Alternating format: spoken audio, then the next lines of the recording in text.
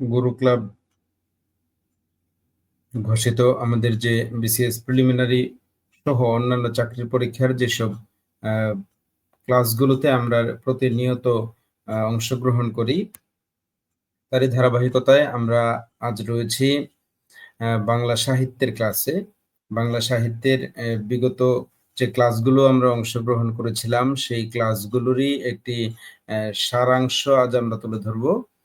তোমরা যেন আমরা গুরু ক্লাবের পক্ষ থেকে প্রতি সপ্তাহে ৩ দিন পূর্ব ঘোষণা অনুসারে আমরা লাইভে আসি এবং আমাদের নির্ধারিত টপিকসের উপর আলোচনা করি। তোমরা লাইভে যারা যুক্ত হয়েছো তারা অন্যদেরকে যুক্ত করার জন্য লিঙ্কটি দ্রুত শেয়ার করবে এবং অন্যদের কাছে লিঙ্কটি পাঠিয়ে দিবে।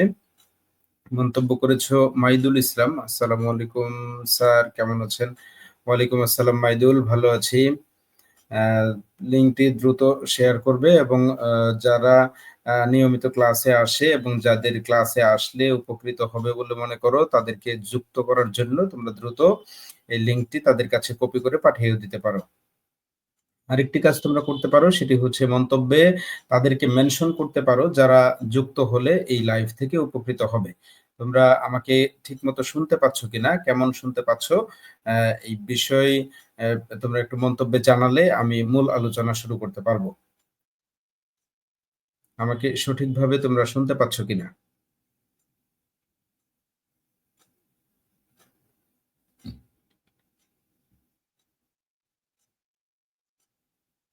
আমরা গত কয়েকটি ক্লাসে বাংলা সাহিত্যের উপর গুরুত্বপূর্ণ বিষয়গুলো আলোচনা করেছি।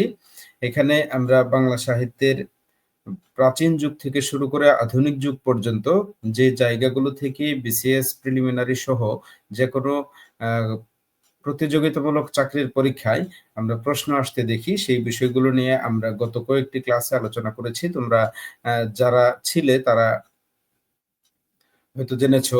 মন্তব্য করেছো মাইদুল ইসলাম, ক্লিয়ার শোনা যাচ্ছে, ধন্যবাদ মাইদুলকে।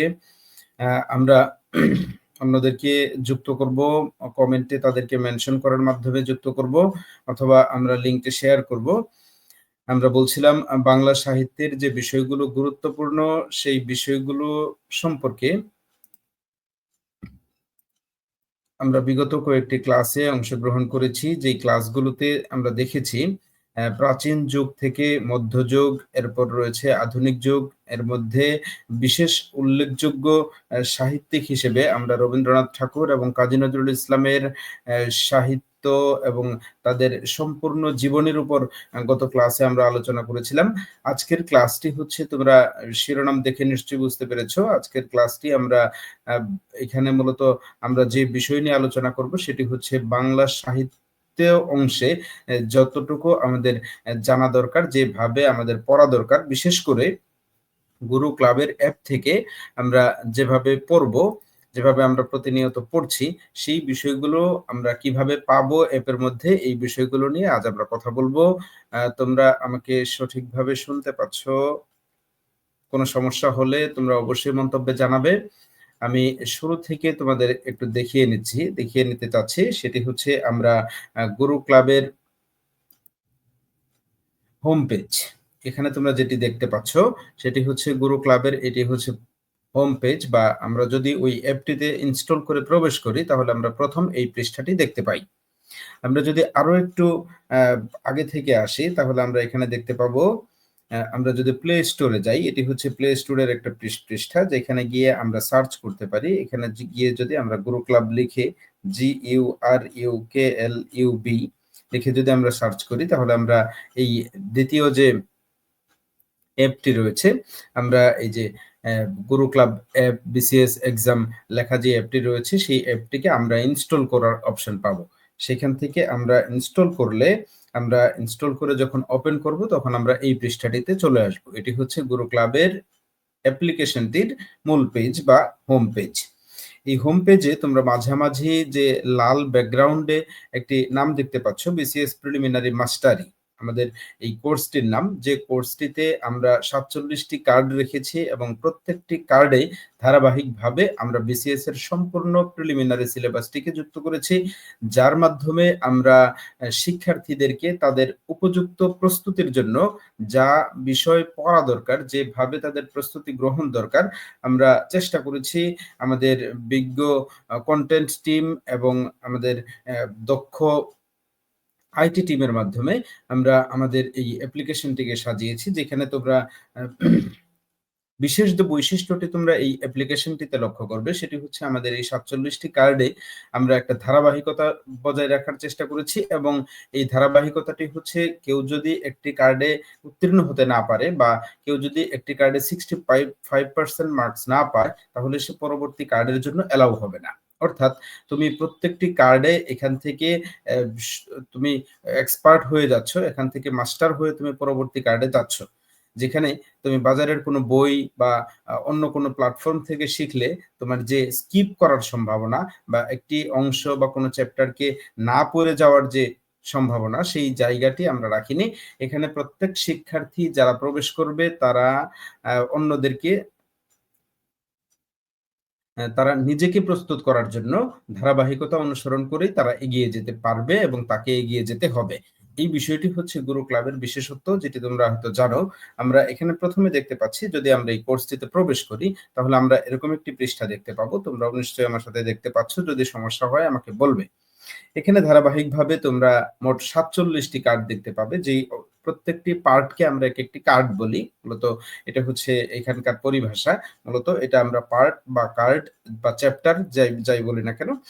এখানে আমরা যে দশম অংশটি, আমরা এর আগে 9টি ক্লাসে 9টি কার্ড আমরা সম্পন্ন করেছি। আজ আমাদের আলোচনার বিষয় হচ্ছে দশম কার্ড। দশম কার্ডে যদি আমরা প্রবেশ করি, তাহলে এখানে লক্ষ্য করবে যে আমরা সবগুলো টপিকস, একেবারে বাংলা সাহিত্যের যুগ বিভাগ ও প্রাচীন যুগ থেকে শুরু করে মধ্যযুগ, আধুনিক যুগ, রবীন্দ্রনাথ ঠাকুর, কাজী নজরুল ইসলাম এবং উল্লেখযোগ্য সাহিত্যিকদের নামের প্রথম বর্ণ ক থেকে সরেয় থেকে ও পর্যন্ত, ক থেকে ম পর্যন্ত, সবশেষে জ পর্যন্ত। এরপর রয়েছে বাংলা সাহিত্যে যেসব সাহিত্যকর্ম রয়েছে, সেগুলোর রচনার শ্রেণী ও উপজীব্য, গ্রন্থ, চরিত্র, রয়েছে পংক্তি ও উদ্ধৃতি, রয়েছে কাব্যগ্রন্থ ও কবিতা, মহাকাব্য, ছোট গল্প, উপন্যাস, নাটক, প্রবন্ধ, রম্য রচনা, ভ্রমণ কাহিনী, উপাধি, ছদ্মনাম, প্রথম প্রকাশিত সাহিত্যকর্ম, পত্রিকা, সাময়িকী, সম্পাদক, ভাষা আন্দোলন, গ্রন্থ রচনা, বাংলা গান ও ছড়া।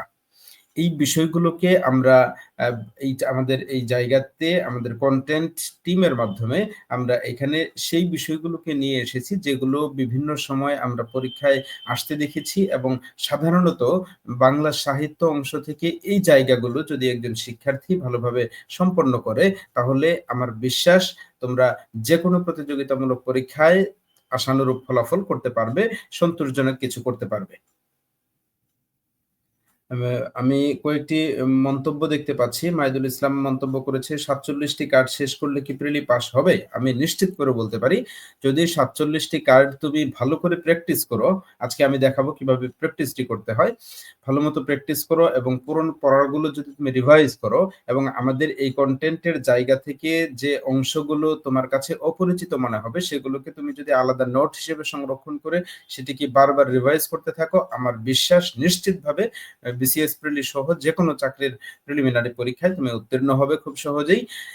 এরপর আমরা মন্তব্য দেখতে পাচ্ছি, মাহিদুল ইসলাম লিখেছে শোনা যাচ্ছে, ধন্যবাদ। ম্যাককন্যা লিখেছে কিছু শুনতে পাচ্ছি না, তো ধন্যবাদ, আবার শুনতে পাচ্ছে। আমরা অন্যদেরকে যুক্ত করার জন্য কমেন্টে মেনশন করব এবং মনোযোগ দিব। আমরা আসলে কি দেখছি। এখানে আমরা ৪৭টি কার্ডের দশম যে কার্ডটি রয়েছে, এই দশম কার্ড সম্পর্কে আমরা কথা বলছি। এখানে মূলত আমাদের আলোচনার বিষয় হচ্ছে বাংলা সাহিত্য সম্পূর্ণ সিলেবাস। এই সিলেবাসটিতে আসলে কি রয়েছে, কোন অংশটি আমাদের পড়তে হবে এবং কোন অংশটি কতটা গুরুত্ব দিয়ে আমরা পড়বো, সেই বিষয়গুলো নিয়েই মূলত আমাদের আজকের আলোচনা। এখানে একটু বলে নিচ্ছি। তোমরা এখানে দেখতে পাচ্ছ আমরা আ ১ম এ যে অংশটা আমরা বলি যে প্রাচীন যুগ এবং মধ্যযুগ। এই প্রাচীন যুগ এবং মধ্যযুগ থেকে আমরা বিসিএস প্রিলিমিনারিতে যে ১৫ নম্বর রয়েছে বাংলা সাহিত্যে, সেই ১৫ নম্বর বাংলা সাহিত্যের ৫ নম্বর আসে প্রাচীন যুগ এবং মধ্যযুগ থেকে এবং বাকি ১০ নম্বরের প্রশ্ন হয় আধুনিক যুগ থেকে। কাজেই এই জায়গাতে আমরা ওইভাবেই গুরুত্ব দিব। তবে এখানে নম্বর কম হলেও প্রাচীন যুগ এবং মধ্যযুগের আলোচনা বা এখান থেকে আমাদের পড়ার বিষয় বা বিগত বছরগুলোতে যেভাবে প্রশ্ন এসেছে, সেই প্রশ্নগুলোকে যদি আমরা বিশ্লেষণ করি তাহলে আমরা যে চিত্রটি দেখতে পাই সেটি হচ্ছে এই জায়গা থেকে একজন পরীক্ষার্থীকে খুব বেশি সময় দিয়ে অনেক কিছু পড়ে ফেলতে হবে বিষয়টা এরকম না। এখান থেকে সাজেশন ভিত্তিক আমরা যদি নোট করে গুরুত্বপূর্ণ বিষয়গুলোকে টাচ করি তাহলে আমাদের আ এই অংশের প্রস্তুতি হয়ে যাবে। ১ম এই কথা বলছি প্রাচীন যুগ এবং মধ্যযুগ সম্পর্কে। তোমরা আবার একটু আমরা অ্যাপ্লিকেশনটাতে চলে যাচ্ছি। এখানে তোমরা দেখতে পাচ্ছ ১ম যে অংশটি রয়েছে বাংলা সাহিত্যের যুগ বিভাগ ও প্রাচীন যুগ। আমরা যদি এখান থেকে রিড করি, রিড অপশনে চলে যাই, তাহলে আমরা এই পৃষ্ঠাটিতে আসতে পারবো। এই পৃষ্ঠাটিতে তোমরা নিশ্চয়ই লক্ষ্য করছো যে এখান থেকে যদি আমরা প্রশ্নগুলোতে যাই, দেখো এখানে অনেকগুলো প্রশ্ন দেয়া আছে। এভাবে আমাদের অধ্যায়ের পরিধিকে বিবেচনা করে, অধ্যায়ের আকারকে বিবেচনা করে আমরা এখানে প্রশ্নের পরিমাণকে সাজিয়েছি। যে অধ্যায়গুলো তুলনামূলক ছোট সেগুলোর জন্য আমরা কম প্রশ্ন এবং যে অধ্যায়গুলো তুলনামূলক বড় সেগুলোর জন্য আমরা বেশি প্রশ্ন সন্নিবেশ করার চেষ্টা করেছি। এই অধ্যায়টি হচ্ছে প্রাচীন যুগের অধ্যায়। প্রাচীন যুগের অধ্যায় থেকে যেকোনো একটি প্রশ্নে যদি আমরা ক্লিক করি, ধরো ১ম যে প্রশ্নটি রয়েছে সেটিতে আমি ক্লিক করলাম। করলে আমার পুরো স্ক্রিন জুড়ে আমি ১ম প্রশ্নটি ঐরকম একটা ফরমেটে পাচ্ছি, যেই ফরমেটে আমি পরীক্ষার প্রশ্নে পাবো সেইভাবে পাচ্ছি। এখানে প্রশ্নটি নিশ্চয়ই তোমরা দেখতে পাচ্ছ। প্রশ্নটি হচ্ছে হরপ্রসাদ শাস্ত্রী কাকে চর্যার আদি কবি মনে করেন? এই যে প্রশ্নটি, এই প্রশ্নটির ৪ টি অপশন আমরা দেখতে পাচ্ছি। ১ম প্রশ্ন কানহপা, পরের প্রশ্ন ঢেনঢেনপা, তারপরের প্রশ্ন লুইপা, তারপরের প্রশ্ন ভুসুকুপা। এই জায়গাটা হচ্ছে আমাদের প্রশ্নের নমুনা দেখার এবং সেই সাথে প্রশ্নের যে ব্যাখ্যা রয়েছে, ব্যাখ্যাটি তোমরা এখানে লক্ষ্য করছো। এক্সপ্লেনেশন শিরোনামে আমরা একটি ব্যাখ্যা উল্লেখ করেছি। এখানে প্রত্যেকটি প্রশ্নের আমরা সংক্ষিপ্ত বা একটু আ লং এক্সপ্লেনেশন আমরা দেয়ার চেষ্টা করেছি যে জায়গা থেকে একজন পরীক্ষার্থী শিখতে পারবে যে ওই প্রশ্ন সংশ্লিষ্ট আর কি ধরনের বিষয়গুলো তার জানা থাকা দরকার। এখানে আমরা উল্লেখ করেছি চর্যাপদের ১ম পত্রের রচয়িতা লুইপা। লুইপার সময়কাল আমরা উল্লেখ করেছি ৭৩০ থেকে ৮১০ খ্রিস্টাব্দ। তাই চর্যাপদের আবিষ্কারক হরপ্রসাদ শাস্ত্রী মনে করেন লুইপাই চর্যাপদের আদি কবি। আমরা প্রশ্নে যে অ্যা প্রশ্নটি করেছি যে হরপ্রসাদ শাস্ত্রী কাকে চর্যার আদি কবি বলেছেন? সেই বিষয়টিকে আমরা ব্যাখ্যার মধ্যে এভাবে বোঝানোর চেষ্টা করেছি যে কেন এখানের প্রদত্ত উত্তরটি সঠিক উত্তর। এখানে যেহেতু উত্তর দেয়া আছে লুইপা, সেটা কেন সেটা আমরা ১ম এ ব্যাখ্যা করলাম। তারপর আমরা বলেছি যে তিনি চর্যাপদের ১ থেকে ২৯ সংখ্যক পদের রচয়িতা। তবে ডক্টর মোহাম্মদ শহীদুল্লাহ মনে করেন সরবপা, যার জীবনকাল ৬৮০ থেকে ৭৭০ খ্রিস্টাব্দ, তিনি ছিলেন লুইপার গুরু, তাই চর্যাপদের আদি কবি হবেন সরবপা। একই সাথে আমরা বেশ কিছু বিষয় এই জায়গা থেকে জানতে পারলাম। একটা হচ্ছে আ চর্যাপদের আবিষ্কর্তা কে? আবিষ্কর্তা হচ্ছেন হরপ্রসাদ শাস্ত্রী। তার মতে আদি কবি কে? সেটা আমরা এখানে জানতে পারলাম। তিনি বলেছেন লুইপা। কেন লুইপা? কারণ লুইপাকে আমরা আদি কবি হিসেবে জানি যে চর্যাপদের যে ১ম পদ রচনা সেটি লুইপা করেছেন। তাই হরপ্রসাদ শাস্ত্রীর মতে আদিকবি হচ্ছেন লুইপা। সেই সাথে আমরা আরেকজন বাংলা সাহিত্য গবেষক, বাংলা ভাষা গবেষক ডক্টর মোহাম্মদ শহীদুল্লাহর একটি মতও আমরা জানতে পারলাম। তার মতে যে আমরা যেহেতু এটাও জানি যে লুইপার স গুরু ছিলেন, লুইপার অ্যা শিক্ষক ছিলেন বা উস্তাদ ছিলেন সরবপা। তাই ডক্টর মোহাম্মদ শহীদুল্লাহর মতে যেহেতু উস্তাদ সরবপা তিনিই হবেন চর্যাপদের আদি কবি। এই বিষয়টি আমরা এইভাবে জানতে পারলাম। এখানে তোমাদের জন্য একটি গুরুত্বপূর্ণ যে জায়গাটি তোমরা উপরে উপরে যে লেখা দেখতে পাচ্ছ, এখানে একটা প্রশ্ন করা হয়েছে, প্র্যাকটিস করতে চান? Unlimited free practice. এরপর তোমরা ইংরেজিতে লেখা দেখতে পাচ্ছ গো টু প্র্যাকটিস। আমরা যদি গো টু প্র্যাকটিসে ক্লিক করি তাহলে দেখো কোথায় যেতে পারছি। গো টু প্র্যাকটিসে ক্লিক করলে আমাদের এই স্ক্রিনটা চলে আসছে। যে স্ক্রিনে আমরা যদি এখান থেকে তোমাদের একটু আরো মনোযোগ দিয়ে দেখার জন্য বলছি, উপরে লাল ব্যাকগ্রাউন্ডে যে সাদা লেখাটি রয়েছে যে ফিল্টার ইওর কোয়েশ্চেন, এখান থেকে তুমি যদি তোমার কোয়েশ্চেনকে ফিল্টার করো তাহলে তুমি তোমার নির্দিষ্ট বিষয়ের প্রশ্নগুলো নিয়ে আসতে পারবে। আমি আবার ওই জায়গাটিতে চলে যাচ্ছি, ফিল্টার ইওর কোয়েশ্চেন। এখানে আমি প্রথম এই আমার বিষয় বাছাই করেছি বাংলা সাহিত্য। বাংলা সাহিত্য বাছাই করে আমি যদি ডান দেই এবং সাবমিট করি তাহলে আমি বাংলা সাহিত্যের প্রশ্নগুলোকেই এখানে আমি প্র্যাকটিস করার সুযোগ পাবো।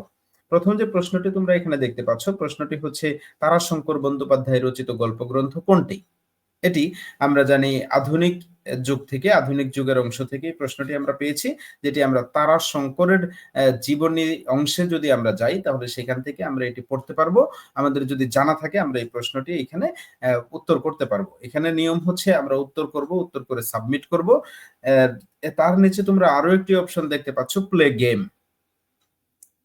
প্লে গেম অর্থাৎ আমরা এখান থেকে যদি গেম আকারে এখান থেকে শিখতে চাই তাহলে একজন শিক্ষার্থী হিসেবে তুমি গেম আকারে এখান থেকে শিখতে পারবে।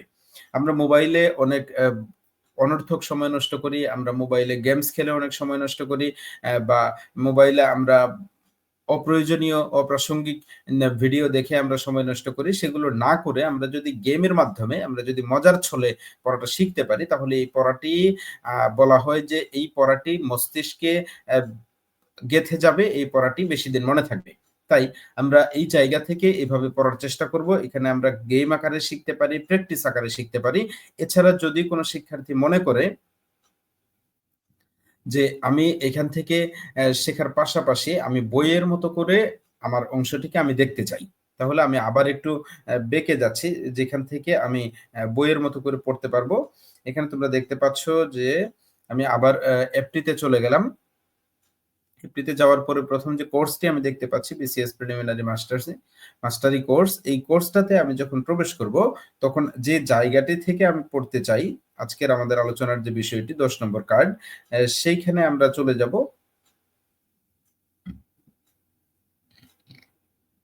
10 নম্বর কার্ডে চলে গেলে আমাদের যে লেসনগুলো রয়েছে সেই লেসনগুলোর যে অংশটিকে আমি পড়তে চাই সেই অংশটিতে আমি আবার ক্লিক করলাম প্রথমটিতে। রিড অপশনে যাওয়ার পরে আমার যে বিষয়গুলো রয়েছে তোমরা সবার উপরে ডান পাশে একটি লেখা দেখতে পাচ্ছ, টপিক ডিটেইলস। এটি হচ্ছে একজন শিক্ষার্থীর জন্য আমাদের ভার্চুয়াল বুক, যেখান থেকে তোমরা বইয়ের মতো করে গুরুত্বপূর্ণ বিষয়গুলো নোট আকারে পেয়ে যাচ্ছ। এখান থেকে পড়লে তোমাদের প্রস্তুতি চমৎকারভাবে তোমাদের প্রস্তুতি গঠিত হবে, যেই প্রস্তুতি তোমাদের যেকোনো প্রতিযোগিতামূলক পরীক্ষায় তোমাদেরকে সহযোগিতা করবে। দেখতে পাচ্ছ বাংলা সাহিত্যের যুগ বিভাগ। এখানে আমরা যেভাবে উল্লেখ করলে একজন শিক্ষার্থীর মনে থাকবে, যেভাবে পড়লে একজন শিক্ষার্থীকে আলাদা করে আর নোট করতে হবে না, আমরা সেই রকম গতানুগতিক কোনো বইয়ের স্বাভাবিক কোনো বর্ণনার মতো করে আমরা উপস্থাপন করিনি। আমরা প্রত্যেকটি লেসনকে এমনভাবে উপস্থাপনের চেষ্টা করেছি যেখানে একজন শিক্ষার্থী, একজন সচেতন শিক্ষার্থী বা একজন অভিজ্ঞ শিক্ষার্থী বা কয়েকবার বিসিএস দিয়েছেন যিনি, তার যেরকম একটি ব্যক্তিগত নোট থাকে সেরকম একটি ব্যক্তিগত নোট আমরা এখানে উপস্থাপনের চেষ্টা করেছি। তোমরা নিশ্চয়ই দেখতে পাচ্ছ এখানে আমরা প্রাচীন যুগ, মধ্যযুগ, কোন যুগ এর সময়কাল কত সেগুলো উল্লেখ করেছি। তারপর আমরা পরবর্তীতে আমরা অন্যান্য আরো যে যুগগুলো রয়েছে সেগুলোকে আমরা নিয়ে আসার চেষ্টা করেছি। শ্রী চৈতন্যদেবের নামানুসারে বাংলা সাহিত্যের যুগ বিভাগ, সেখানে আমরা চৈতন্য পূর্ববর্তী যুগ, চৈতন্য যুগ, চৈতন্য পরবর্তী যুগ, এরপর রয়েছে যোগ সন্ধিক্ষণ, এই বিষয়গুলোকে আমরা নিয়ে আসার চেষ্টা করেছি। তারপর আধুনিক যুগ, অর্থাৎ আমরা আমাদের এই যে শুরুতে যে আমরা কন্টেন্টের মতো করে বিষয়টাকে উপস্থাপন করলাম, তারপর আমরা যদি আরো নিচে যাই আমরা বিস্তারিত তথ্যগুলো এখান থেকে আমরা সংগ্রহ করতে পারবো। দেখো প্রত্যেকটি জায়গাতে আমরা বুলেট পয়েন্টের মাধ্যমে দেখিয়েছি যে এই জায়গাগুলো গুরুত্বপূর্ণ। কেউ যদি এইখান থেকে পড়ার পরে যদি প্রশ্ন তৈরি করতে চায়, তাহলে সে সহজেই বুঝতে পারবে যে এখান থেকে প্রশ্নটা কিভাবে তৈরি করব। এবং কেউ যদি তার জন্য প্রশ্ন তৈরি করে, অর্থাৎ পরীক্ষার জন্য যে প্রশ্নগুলো আসবে, সেগুলোর ধরনও সে এই জায়গাতে প্রত্যেকটি লাইন থেকে এই ধারণাটি সে পেয়ে যাবে। এখানে দেখো, প্রথম আমি যেকোনো একটি লাইন যদি পড়ি, এখানে ডক্টর সুকুমার সেনের মতে চর্যাপদের পদ রয়েছে ৫১টি। তাহলে ২ ভাবে প্রশ্ন হতে পারে এখানে, যে ডক্টর সুকুমার সেনের মতে চর্যাপদের পদ কতটি? উত্তর হচ্ছে ৫১টি। আবার এরকমও হতে পারে যে কার মতে চর্যাপদের পদ ৫১টি? সেক্ষেত্রে উত্তরে অপশনে যদি ডক্টর সুকুমার সেন থাকে, সে উত্তর হবে সুকুমার সেন। অর্থাৎ খুবই ছোট্ট একটি বাক্যের মাধ্যমে আমরা ২ টি প্রশ্নের নমুনা বোঝানোর চেষ্টা করলাম। এগুলো যেকোনো শিক্ষার্থী, যেকোনো পরীক্ষার্থী পড়ার সময় সে নিঃসন্দেহে বুঝতে পারবে যে কোন জায়গাটি থেকে কিভাবে প্রশ্নটি হতে পারে। এরপর তোমরা দেখতে পাচ্ছ এখানে একটি ছক রয়েছে, যে ছকের মধ্যে আমরা উল্লেখ করেছি যে কোন পদকর্তা, কোন কবি কতটি পদ চর্যাপদে রচনা করেছেন। প্রথমে রয়েছে কাহ্নপা ১৩টি পদ রচনা করেছেন। এরপর ধারাবাহিকভাবে আমরা অন্যান্য কবিদের পদ সংখ্যাগুলো এভাবে উল্লেখ করেছি। এভাবে আমরা গুরুত্বপূর্ণ বিষয়গুলোকে আলোচনায় নিয়ে এসে আমরা চর্যাপদ, অর্থাৎ প্রাচীন যুগের বিষয়টি আলোচনা করেছি। এরপর তোমরা দেখতে পাচ্ছ আমরা চলে যাব পরবর্তী লেসনে। অর্থাৎ পরবর্তী যে লেসনটি রয়েছে মধ্যযুগ। আমরা যদি মধ্যযুগে চলে যাই, এখান থেকে আমাদের ওই আগে যেটা বলেছি, যে যদি কেউ প্র্যাকটিস করতে চায় তাহলে যেকোনো একটি প্রশ্নে ক্লিক করবে। প্রশ্ন ক্লিক করলে অপশন সহ চলে আসবে। এই অপশনটা কেন সঠিক অপশন, এটা আসলেই সঠিক উত্তর কিনা, এটাকে নিশ্চিত হওয়ার জন্য আমরা এক্সপ্লেনেশনটা একটু পড়ব। এক্সপ্লেনেশন আমরা খুব বেশি বড় করে নিই। খুব বেশি বড় করলে পড়ার বিরক্তি আসে। এজন্য আমরা এক্সপ্লেনেশনটাকে একটি মানসম্পন্ন আকারের মধ্যে রাখার চেষ্টা করেছি। তারপর আমরা চলে যাব উপরে যেটি রয়েছে গো টু প্র্যাকটিস, সেখান থেকে আমরা প্র্যাকটিস করব। প্র্যাকটিস করে আমরা মনে রাখার চেষ্টা করব। আমরা জানি যত বেশি প্র্যাকটিস করব ততই বেশি মনে থাকবে। এটি হচ্ছে তোমরা জানো বিসিএস প্রিলিমিনারি হচ্ছে একটি অসীম সিলেবাসের এক বিশাল পরীক্ষা। এই জায়গাটিতে একজন শিক্ষার্থী যত বেশি মনে রাখতে পারবে, যত বেশি তার চিন্তা শক্তিকে সে কাজে লাগাতে পারবে, তত বেশি পরীক্ষায় সে ভালো করবে। এবং এই ভালো করার বিষয়টি, চিন্তা শক্তির যে স্বচ্ছতা বা কনফিউশন দূর করার যে ক্ষমতা, এই জিনিসটি তখনই একজন পরীক্ষার্থীর তৈরি হবে যখন সে বেশি বেশি প্র্যাকটিস করবে। এই বেশি বেশি প্র্যাকটিসের মাধ্যমে সে নিজেকে প্রস্তুত করবে। এরপর আমরা পরের লেসনে চলে যাচ্ছি। এরপরের লেসনে তোমরা দেখতে পাচ্ছ রয়েছে আধুনিক যুগ। আধুনিক যুগে চলে গেলাম।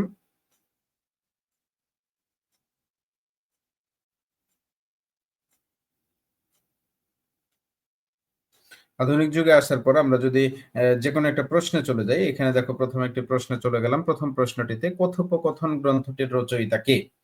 এই প্রশ্নটির যে অপশনগুলো রয়েছে, এই ধরনের অপশন আমরা আসতে দেখি। এর ছাড়াও আমাদের পড়ার আরো একটি জায়গা আমি তোমাদের দেখিয়ে দিচ্ছি, সেটি হচ্ছে এই পৃষ্ঠা থেকে।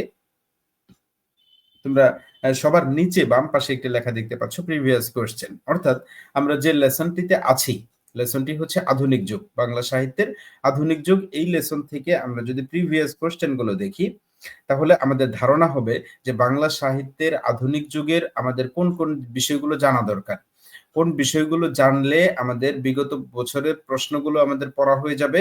সেখান তার পাশাপাশি আমাদের একটি ধারণা তৈরি হবে। পরবর্তীতে যখন আমরা আরো বিস্তারিত পড়তে যাব, তখন আমাদের ওই বিষয়গুলো রিভাইজ হয়ে যাবে, ওই বিষয়গুলো আমাদের পুনরায় পড়া হয়ে যাবে। এখানে তোমরা দেখতে পাচ্ছ অনেকগুলো প্রশ্ন রয়েছে, যে প্রশ্নগুলো বিভিন্ন সময় বিভিন্ন পরীক্ষায় আমরা আসতে দেখেছি। এগুলো হচ্ছে প্রিভিয়াস কোয়েশ্চেন, অপশনে গেলে তোমরা পাচ্ছ।